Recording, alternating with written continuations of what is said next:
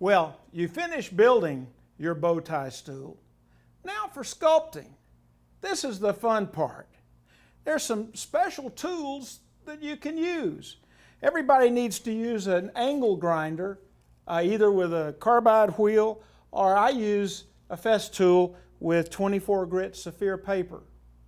I can move just a lot of wood at one time. Big sweeping movements make big sweeping curves. This is just a great tool. And then you'll need some rasp.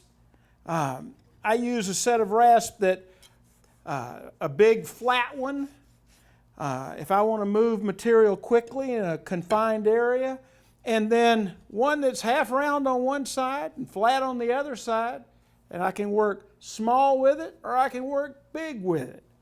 And then for detail work, there's nothing like a little modeler's rasp.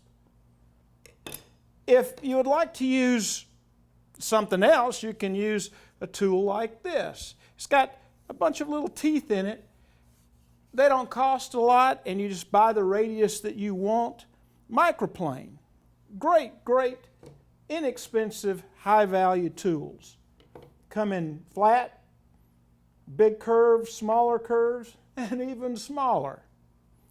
So there's plenty of choice here. You can also use a Fordham tool and do some power grinding. There are a lot of ways to move this material and make the lines.